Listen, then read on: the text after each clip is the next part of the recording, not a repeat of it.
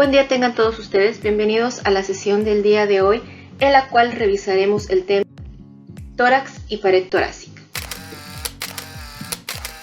El tórax, como usted leyó, es la parte del cuerpo situada entre el cuello y el abdomen. La cavidad torácica y su pared tienen forma de cono truncado, es más estrecha superiormente, con la circunferencia aumentando inferiormente y alcanza su máximo tamaño en la unión con la parte abdominal del tronco. La pared de la cavidad torácica es relativamente delgada, básicamente tan gruesa como su esqueleto. La caja torácica, o también conocida como parrilla costal, con sus barras horizontales formadas por las costillas y los cartílagos costales, está sostenida también por el esternón y las vértebras torácicas. Además, el suelo de la cavidad torácica está profundamente invaginado en sentido inferior por las vísceras de la cavidad abdominal. Por consiguiente, casi la mitad inferior de la pared torácica rodea y protege las vísceras abdominales. En el tórax se incluyen los órganos principales de los sistemas respiratorios y cardiovascular.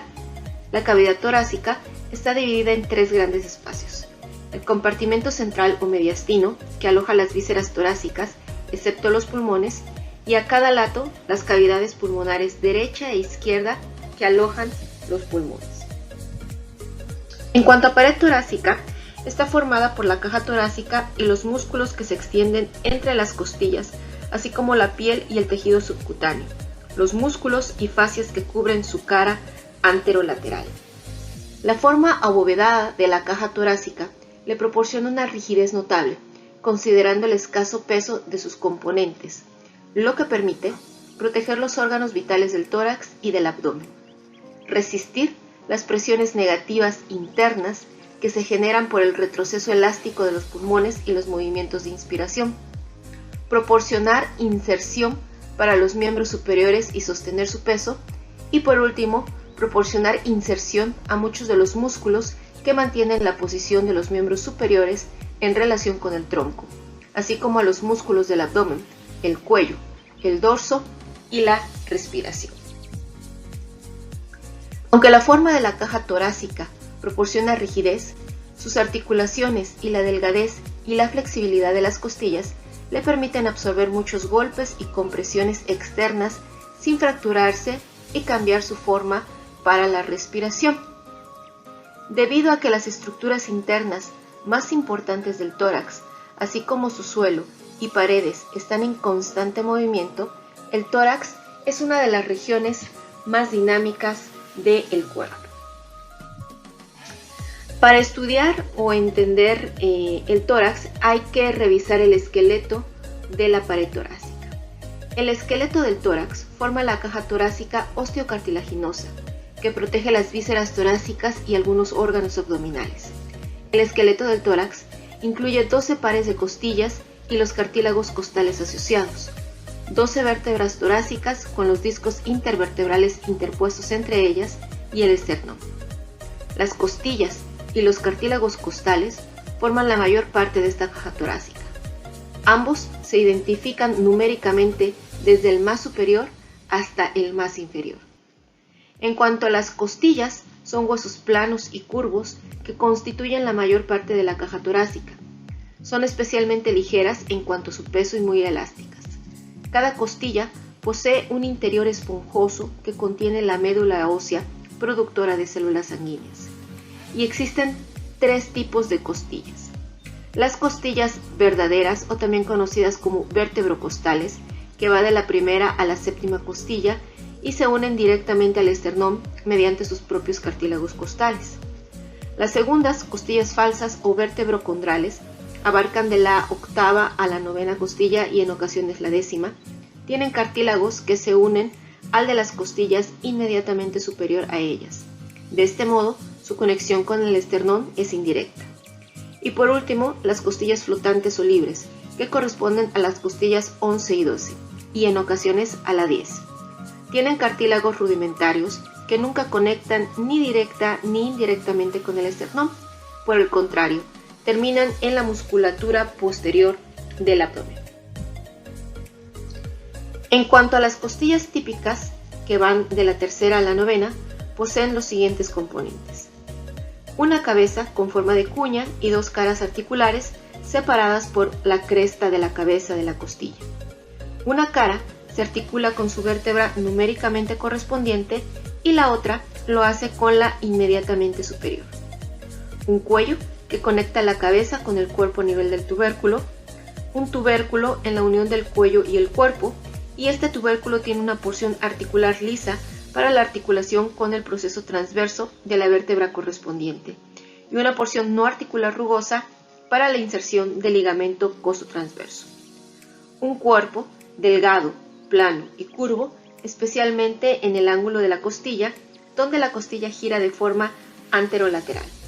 El ángulo también constituye el límite lateral de la inserción en las costillas de los músculos profundos del dorso.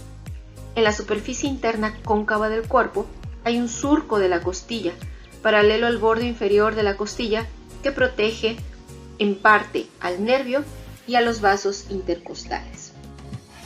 En cuanto a las costillas atípicas, que es la primera, segunda, décima hasta la 12ª, se diferencian del resto por varias características. La primera costilla es la más ancha, corta y curvada de las 7 costillas verdaderas. Tiene una única cara en su cabeza para articularse solo con la vértebra T1 y dos surcos que cruzan transversalmente su cara superior para los vasos subclavios. Los surcos están separados por una cresta y un tubérculo del músculo escaleno anterior que proporciona inserción de dicho músculo. En cuanto a la segunda costilla, es más delgada, menos curva y más larga que la primera costilla. Tiene dos caras articulares en su cabeza para la articulación con los cuerpos de las vértebras T1 y T2. Su característica más atípica es un área rugosa en su cara superior, la tuberosidad del músculo serrato anterior. De la costilla décima a la 12ª, al igual que la primera costilla, tiene solo una cara articular en sus cabezas y se articulan con una sola vértebra. Y las costillas 11 y 12 son cortas y no presentan cuello ni tubérculos. Los cartílagos costales prolongan las costillas anteriormente y contribuyen a la elasticidad de la pared torácica, proporcionando una inserción flexible para sus terminaciones anteriores. La longitud de los cartílagos es creciente en los 7 primeros y decreciente gradualmente en los siguientes. Los 7 primeros cartílagos costales se insertan de manera directa e independiente en el esternón. El 8º, 9º y 10º se articulan con los cartílagos costales justo por encima de ellos, formando el arco costal, cartilaginoso, continuo y articulado. Los cartílagos costales 11 y 12 forman bulbos sobre las extremidades anteriores de las costillas correspondientes y no llegan a ponerse en contacto ni se articulan con ningún hueso ni cartílago. Los cartílagos costales de las costillas primera a la 10ª fijan claramente el extremo anterior de la costilla al esternón, limitando su movimiento al girar su extremo posterior alrededor del eje transversal de la costilla. En cuanto a los espacios intercostales, separan la costilla y sus cartílagos costales entre sí. Los espacios se denominan de acuerdo con la costilla que forma el borde superior del espacio. El espacio situado por debajo de la costilla 12 no se encuentra entre dos costillas y por eso se denomina espacio subcostal, y el ramo anterior del nervio espinal T12 es el nervio subcostal. Los espacios intercostales son más amplios anterolateralmente y se ensanchan todavía más durante la inspiración y con la extensión contralateral o flexión lateral de la columna vertebral torácica. Respecto a las vértebras torácicas, son vértebras típicas ya que son independientes y tienen cuerpo, arco vertebral y 7 procesos para las uniones musculares y articulares. Los detalles característicos de las vértebras torácicas son 2 fositas costales bilaterales en los cuerpos vertebrales. Las fositas costales en sus procesos transversos para la articulación con los tubérculos de las costillas, excepto en las 2 o 3 vértebras torácicas inferiores. Y por último, poseen unos procesos espinosos largos e inclinados inferiormente. Las fositas costales superiores e inferiores, la mayoría de las cuales son pequeñas hemicarillas, se presentan emparejadas bilateralmente como superficies planas en los bordes posterolaterales superior e inferior de los cuerpos de las vértebras torácicas típicas. Dos hemicarillas emparejadas y el borde posterolateral del disco intervertebral entre ellas forman una única fosa para recibir la cabeza de la costilla identificada con el mismo número que la vértebra inferior. Las vértebras torácicas atípicas tienen fositas costales completas en lugar de hemicarillas, en donde las fositas costales superiores de la vértebra T1 no son hemicarillas debido a que no hay hemicarillas por encima de la vértebra C7 y la primera costilla se articula solo con la vértebra T1. La T1 tiene una carilla costal inferior típica. La T10 tiene un único par bilateral de fositas costales, situadas parcialmente en su cuerpo y parcialmente en su pedículo. La T11 y la T12 también tienen un único par de fositas costales situadas en sus pedículos. Respecto a los procesos espinosos, se proyectan desde los arcos vertebrales de las vértebras torácicas típicas. Son largas e inclinadas inferiormente y normalmente se solapan con la vértebra inferior. Recubren los intervalos entre las láminas de las vértebras adyacentes, evitando así que objetos cortantes como un cuchillo penetren en el conducto vertebral y lesionen la médula espinal. Las caras articulares superiores convexas de los procesos articulares superiores se orientan sobre todo posteriormente y algo lateralmente, mientras que las caras articulares inferiores cóncavas de los procesos articulares inferiores lo hacen sobre todo a nivel anterior y algo medial. En cuanto al esternón, es el hueso plano y alargado verticalmente que forma la parte central de la porción anterior de la caja torácica. Recubre directamente y protege las vísceras mediastínicas en general y gran parte del corazón en particular. El esternón consta de tres porciones. El manubrio, que es la porción más ancha y gruesa de las tres partes del esternón, su parte central cóncava del borde superior, la que se palpa más fácilmente, es la incisura yugular.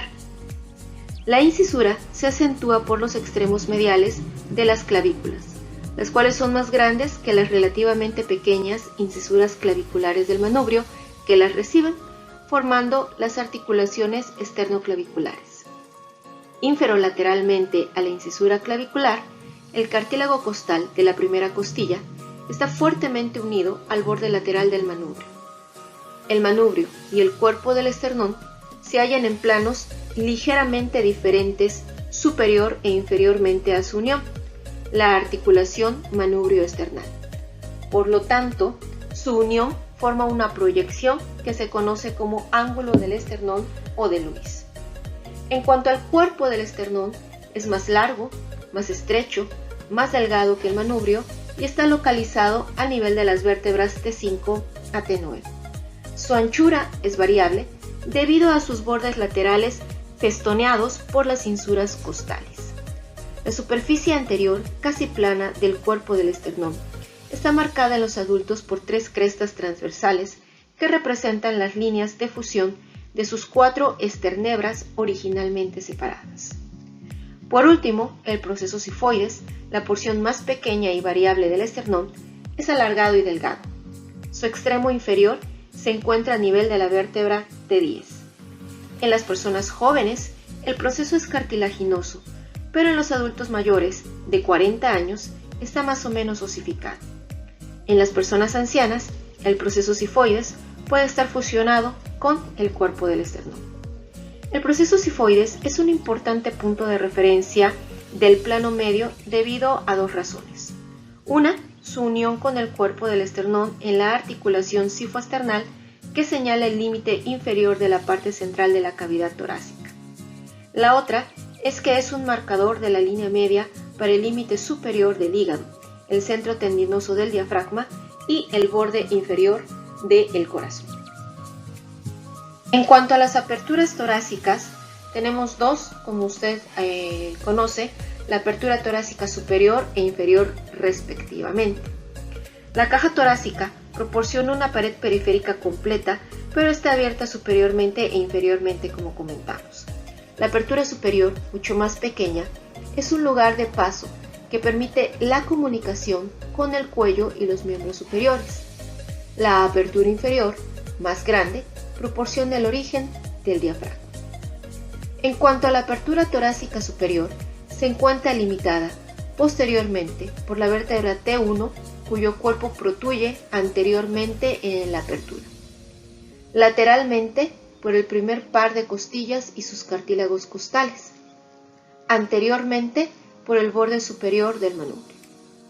Las estructuras que pasan entre la cavidad torácica y el cuello a través de la apertura torácica superior, oblicua y en forma de riñón son la tráquea, el esófago, los nervios y los vasos que proporcionan inervación, irrigación y drenaje a la cabeza, el cuello y los miembros superiores. La apertura torácica superior del adulto mide unos 6.5 centímetros anteroposteriormente y 11 centímetros transversalmente. La apertura torácica inferior está limitada posteriormente por la 12ª vértebra torácica, cuyo cuerpo protruye anteriormente en la apertura. Posterolateralmente por los pares de las costillas 11 y 12. Anterolateralmente por la unión de los cartílagos costales de las costillas 7 a la 10, que forman los arcos costales, y anteriormente por la articulación cifoesternal. La apertura torácica inferior es mucho más espaciosa que la apertura torácica superior y tiene un contorno irregular. Al cerrar la apertura torácica inferior, el diafragma separa las cavidades torácicas y abdominal casi por completo. Las estructuras que pasan hacia o desde el tórax al abdomen o viceversa lo hacen a través de las aperturas que atraviesan el diafragma. Al igual que a menudo se sobreestima el tamaño de la cavidad torácica, su extensión inferior también se calcula con frecuencia de forma incorrecta debido a la discrepancia entre la apertura torácica inferior y la ubicación del diafragma. Aunque el diafragma tiene su origen en las estructuras que constituyen la apertura torácica inferior, las cúpulas del diafragma ascienden hasta el nivel del cuarto espacio intercostal y algunas vísceras abdominales como el hígado, el vaso y el estómago se sitúan por encima del plano de la apertura torácica inferior dentro de la pared torácica. A continuación revisaremos las articulaciones de la pared torácica. Aunque los movimientos de las articulaciones de la pared torácica son frecuentes, cualquier alteración que reduzca la movilidad de estas articulaciones interfiere con la respiración. La primera articulación que vamos a revisar son las articulaciones costovertebrales. Una costilla típica se articula posteriormente con la columna vertebral mediante dos articulaciones: la articulación de la cabeza de la costilla y la articulación costotransversa. En cuanto a la articulación de las cabezas de la costilla, se articulan con fositas costal superior de la vértebra correspondiente, con la fosita costal inferior de la vértebra superior a ella y con el disco intervertebral adyacente que une las dos vértebras. La cresta de la cabeza de la costilla se une al disco intervertebral por un ligamento intraarticular de la cabeza de la costilla dentro de la articulación, dividiendo este espacio cerrado en dos cavidades sinoviales. La membrana fibrosa de la cápsula articular es más fuerte anteriormente, donde forma un ligamento radiado de la cabeza de la costilla que se abre en abanico desde el borde anterior de la cabeza de la costilla hacia los lados de los cuerpos de dos vértebras y el disco intervertebral que hay entre ellas.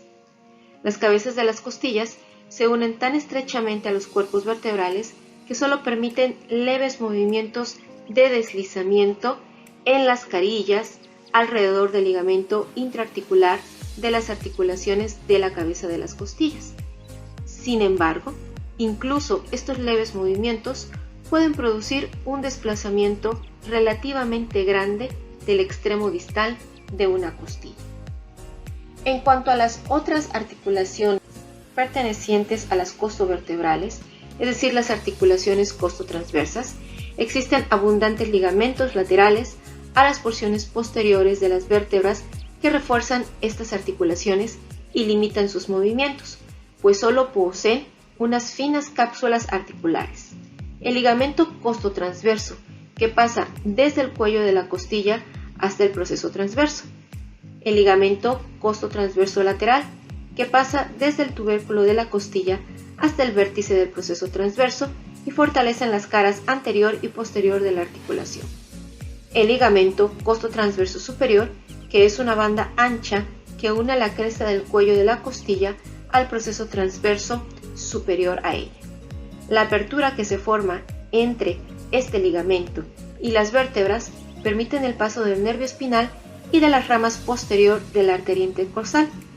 El ligamento costotransverso superior puede dividirse en un ligamento costotransverso anterior fuerte y un ligamento costotransverso posterior débil.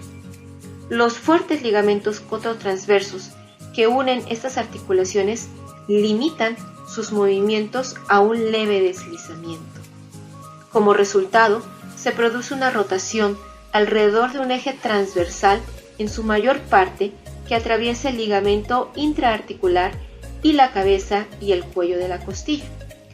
Esto produce movimientos de elevación y descenso de los extremos externales de las costillas y del esternón en un plano sagital. Las superficies articulares planas de los tubérculos y los procesos transversos de las costillas séptima a la décima permiten deslizamiento, produciendo la elevación y descenso de las porciones más laterales de estas costillas, pero en un plano transversal. Las articulaciones esternocostales, en donde el primer par de los cartílagos costales se articula con el manubrio por medio de una fina y densa lámina fibro de cartílago fuertemente adherida, interpuesta entre el cartílago y el manubrio, que será la sincondrosis de la primera costilla. Los pares de la segunda a la séptima de cartílagos costales se articulan con el esternón por medio de articulaciones sinoviales, con superficies articulares fibrocartilaginosas en ambas caras, condral y esternal, que permiten el movimiento durante la respiración. Las débiles cápsulas articulares de estas articulaciones se espesan anterior y posteriormente para formar los ligamentos esternocostales radiados. Estos continúan como bandas finas y anchas que pasan desde los cartílagos costales hasta las superficies anterior y posterior del esternón, formando una cubierta parecida a un fieltro para este hueso. En cuanto a los movimientos de la pared torácica, tanto de la pared torácica y del diafragma, sus movimientos durante la inspiración aumentan el volumen intratorácico y los diámetros del tórax. En consecuencia, los cambios de presión provocan alternativamente la aspiración del aire hacia el interior de los pulmones, o lo que conocemos como inspiración, a través de la nariz, la boca, la laringe, la tráquea, y su expulsión de los pulmones, es decir, la expiración a través de los mismos conductos. Durante la expiración pasiva, el diafragma, los músculos intercostales y otros se relajan, con lo que disminuye el volumen intratorácico y aumenta la presión intratorácica. Al mismo tiempo, la presión intraabdominal disminuye y las vísceras abdominales se descomprimen. El tejido elástico de los pulmones, que estaba expandido, se retrae y se expele la mayor parte del aire. El diámetro vertical de la parte central de la cavidad torácica aumenta durante la inspiración a medida que el diafragma desciende al contraerse, comprimiendo las vísceras abdominales. Durante la expiración, el diámetro vertical vuelve a su posición neutra a medida que la retracción de los pulmones genera una presión subatmosférica en las cavidades pleurales, entre los pulmones y la pared torácica. Como resultado de ello, y en ausencia de resistencia sobre las vísceras previamente comprimidas, la cúpula del diafragma asciende y entonces se reduce el diámetro vertical. El diámetro anteroposterior del tórax aumenta considerablemente cuando se contraen los músculos intercostales. El movimiento de las costillas en las articulaciones costovertebrales alrededor de un eje que pasa a través del cuello de las costillas hace que los extremos anteriores de las costillas asciendan, lo que se conoce como el movimiento de palanca de bomba de agua. Debido a que las costillas se inclinan inferiormente, su elevación provoca también un movimiento anteroposterior del esternón, en especial de su extremo inferior, con un ligero movimiento que en las personas jóvenes tiene lugar en la articulación manubrio-esternal, cuando la articulación no se ha fusionado. El diámetro transverso del tórax también aumenta ligeramente cuando se contraen los músculos intercostales, elevando las partes medias de las costillas, lo que se conoce como el movimiento de asa de Q. La combinación de todos estos movimientos mueve la caja torácica anterior, superior y lateralmente. Hay que revisar también los músculos de la pared torácica.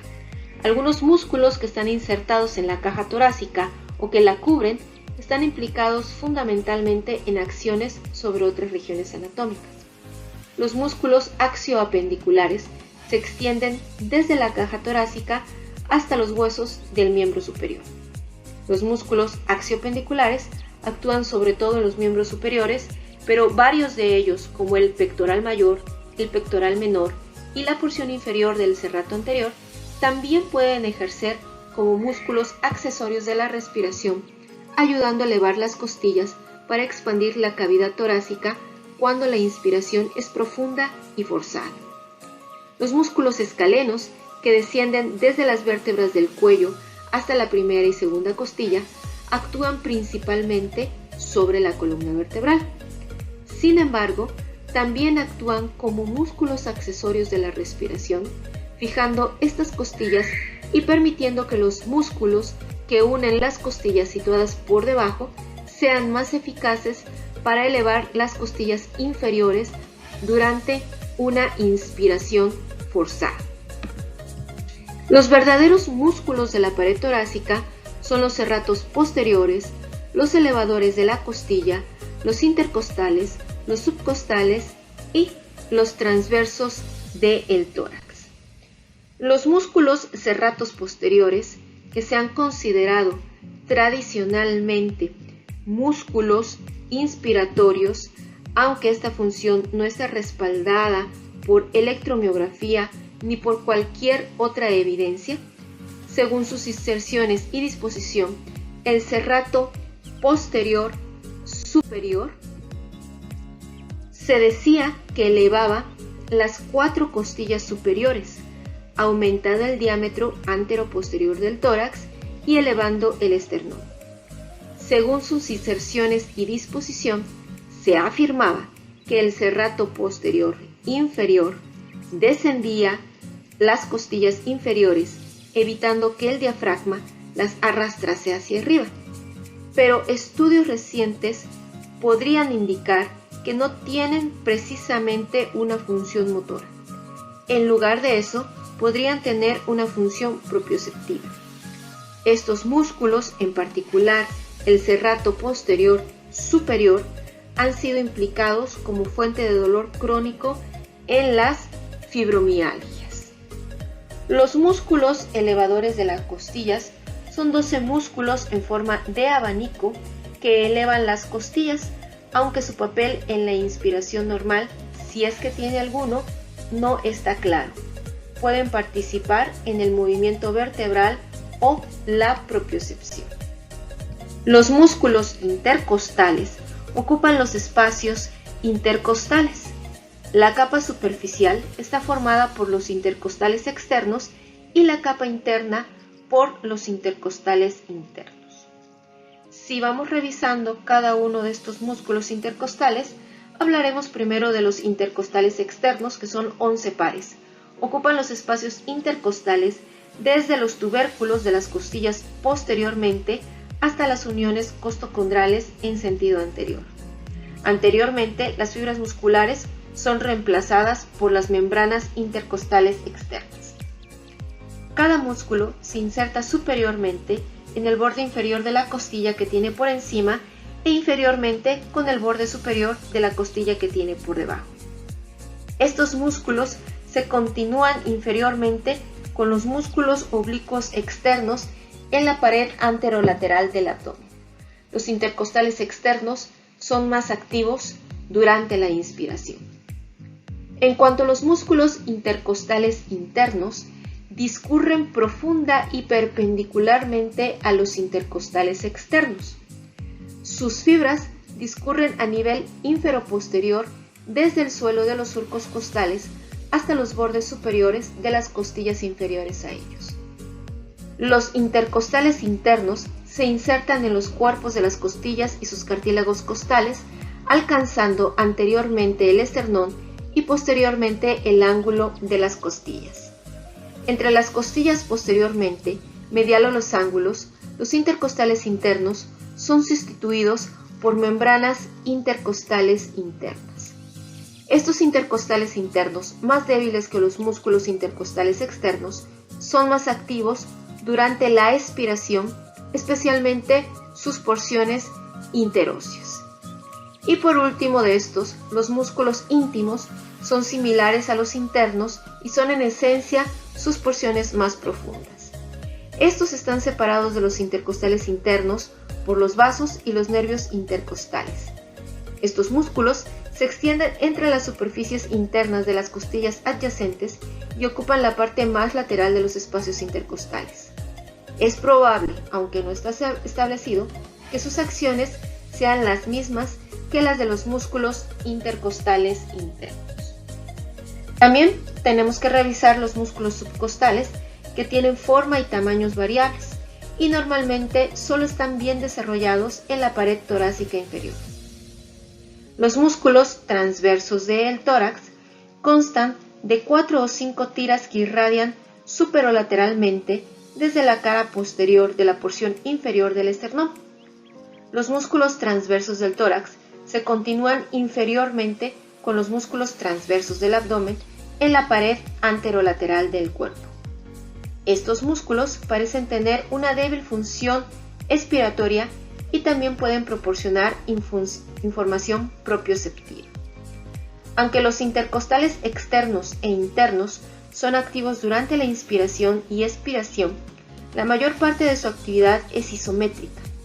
El papel de estos músculos en el movimiento de las costillas parece tener una relación sobre todo con la respiración forzada.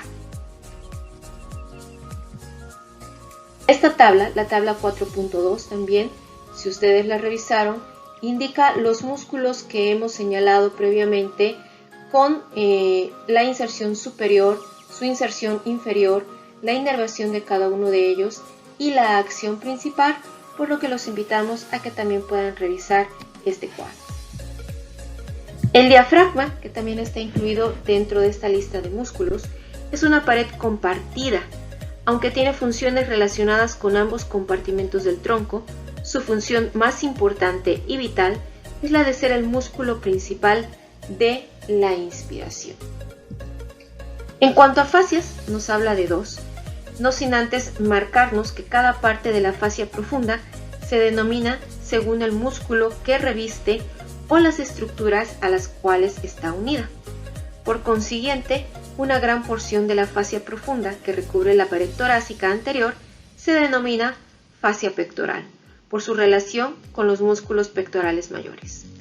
Una buena porción de la fascia pectoral forma la mayor parte del lecho de la mama. Profunda al pectoral mayor y a su fascia hay otra lámina de fascia profunda que, suspendida desde la clavícula, envuelve el músculo pectoral mayor, que es la fascia clavipectoral. La caja torácica está tapizada internamente por la fascia endotorácica. Esta fina lámina fibroaerolar fija a la pared torácica la porción adyacente del revestimiento de las cavidades del pulmón. Se vuelve más fibrosa a nivel de los vértices pulmonares. En cuanto a los nervios de la cavidad torácica, la cavidad tiene 12 pares de nervios espinales torácicos.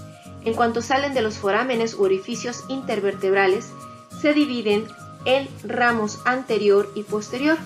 Los ramos anteriores de T1 a T11 forman los nervios intercostales que discurren a lo largo de los espacios intercostales. El ramo anterior de T12, inferior a la 12ª costilla, forma el nervio subcostal. Los ramos posteriores de los nervios espinales torácicos tienden a dirigirse hacia atrás. En cuanto a los nervios intercostales típicos, su bibliografía señala que mediante su ramo posterior y los ramos cutáneos lateral y anterior de su ramo anterior, la mayoría de los nervios espinales torácicos inervan un área del tronco semejante a una franja o dermatoma, que se extiende desde la línea media posterior a la línea media anterior. El grupo de músculos inervados por los ramos anterior y posterior de cada uno de los nervios espinales torácicos constituye un miotoma. Los miotomas de la mayoría de los nervios espinales incluyen los músculos intercostales, subcostales, transversos del tórax, elevadores de las costillas y serratos posteriores relacionados con el espacio intercostal que incluye el ramo anterior del nervio espinal específico, más la porción suprayacente de los músculos profundos del dorso. Los ramos de un nervio intercostal típico son los siguientes. Un ramo comunicante que conecta cada nervio intercostal al tronco simpático homolateral. Las fibras simpáticas abandonan las porciones iniciales del ramo anterior de cada nervio mediante un ramo comunicante blanco y pasan hacia el tronco simpático. Las fibras nerviosas simpáticas se distribuyen a través de todos los ramos de todos los nervios espinales para alcanzar los vasos sanguíneos, glándulas sudoríparas y musculatura lisa de la pared corporal y de los miembros. En cuanto a los ramos colaterales, que se originan cerca de los ángulos de las costillas y que descienden para correr por el borde superior de la costilla inferior, colaborando en la inervación de los músculos intercostales y la pleura parietal. Los ramos cutáneos laterales, que se originan cerca de la línea axilar media, atraviesan los músculos intercostales internos y externos y se dividen a su vez en ramos anterior y posterior. Estos ramos terminales inervan la piel de las paredes laterales, torácicas y abdominal. Los ramos cutáneos anteriores, que atraviesan los músculos y las membranas de los espacios intercostales en la línea paraesternal y se dividen en ramos medial y lateral. Estos ramos terminan e inervan la piel de la cara anterior del tórax y el abdomen. Los ramos musculares, que inervan los músculos intercostales, subcostales, transversos del tórax, elevadores de las costillas y serratos posteriores. En cuanto a los nervios intercostales atípicos, aunque el ramo anterior de la mayoría de los nervios espinales torácicos es simplemente el nervio intercostal para ese nivel, el ramo anterior del primer nervio espinal torácico se divide primero en una porción superior grande y una inferior pequeña. La porción superior se va a unir al plexo braquial, el plexo nervioso que inerva el miembro superior. Otras características atípicas de los nervios intercostales y específicos son los siguientes. El primer y segundo nervio intercostal recorren la cara interna de las costillas primera y segunda en vez de hacerlo a lo largo del borde inferior de los surcos de las costillas. El primer nervio intercostal no tiene ramo cutáneo interior y a menudo tampoco ramo cutáneo lateral. El segundo y a veces tercer nervio intercostal da origen a un gran ramo cutáneo lateral que es el nervio intercostobraquial. Los nervios intercostales del séptimo al onceavo, tras dar origen a ramos cutáneos laterales, atraviesan posteriormente el arco costal y continúan para inervar la piel y los músculos abdominales. Respecto a la vascularización de la pared torácica, encontramos que la irrigación de esta deriva de la aorta torácica a través de las arterias intercostales posteriores y subcostal, la arteria subclavia a través de las arterias torácicas interna e intercostal suprema y la arteria axilar a través de las arterias torácicas superior y lateral. Las arterias intercostales discurren por la pared torácica entre las costillas. Con excepción de los espacios intercostales décimo y onceavo, cada espacio intercostal es irrigado por 3 arterias, una gran arteria intercostal posterior y su rama colateral, y un par de pequeñas arterias intercostales anteriores. Las arterias intercostales posteriores del primer y segundo espacio intercostales se originan de la arteria intercostal suprema. De los espacios intercostales tercero al onceavo se originan posteriormente de la aorta torácica. Todas emiten una rama posterior que acompañan al ramo posterior del nervio espinal para irrigar la médula espinal, la columna vertebral, los músculos del dorso y la piel. También dan lugar a una pequeña rama colateral que cruza el espacio intercostal y que discurre a lo largo del borde superior de la costilla. Acompañan a los nervios intercostales a través de los espacios intercostales y, por último, tienen ramas terminales y colaterales que se anastomosan anteriormente con las arterias intercostales anteriores. Respecto a las arterias torácicas internas, se originan en la raíz del cuello, descienden hacia el interior del tórax, posteriormente a la clavícula y al primer cartílago costal, se cruzan cerca de su origen con el nervio frénico homolateral, descienden sobre la cara interna del tórax, ligeramente laterales al esternón y posteriores a los sextos cartílagos costales superiores y los músculos intercostales internos interpuestos. Terminan en el sexto espacio intercostal, dividiéndose en las arterias epigástrica superior y musculofrénicas, y dan directamente lugar a las arterias intercostales anteriores que irrigan los 6 espacios intercostales superiores. Nuevamente, aquí pueden ustedes observar el origen de cada una de las arterias señaladas, su recorrido, así como su distribución.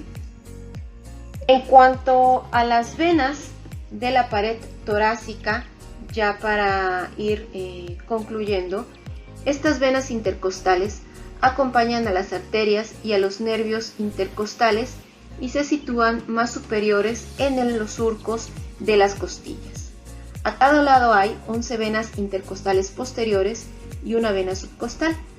Las venas intercostales posteriores se anastomosan con las venas intercostales anteriores. A medida que se aproximan a la columna vertebral, las venas intercostales posteriores reciben una rama posterior que acompaña al ramo posterior del nervio espinal de ese nivel y una vena intervertebral que drena los plexos venosos vertebrales asociados a la columna vertebral. La mayoría de las venas intercostales posteriores terminan en el sistema venoso ácigus, que conduce sangre venosa hacia la vena cava superior. Las venas intercostales posteriores del primer espacio intercostal suelen entrar directamente en las venas brachiocefálicas derecha e izquierda.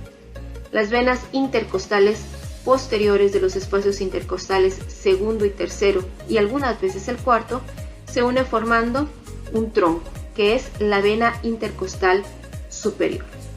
La vena intercostal superior derecha es habitualmente tributaria de la vena ácigus, antes que desemboque en la vena cava superior. La vena intercostal superior izquierda, sin embargo, drena normalmente en la vena brachiocefálica izquierda. Con esto concluimos el tema del día de hoy, nuevamente recordando que lo más importante es hacer la lectura de sus temas y después poder revisar este video para que tenga mayor provecho. Les agradecemos mucho su atención y que tenga usted un excelente día.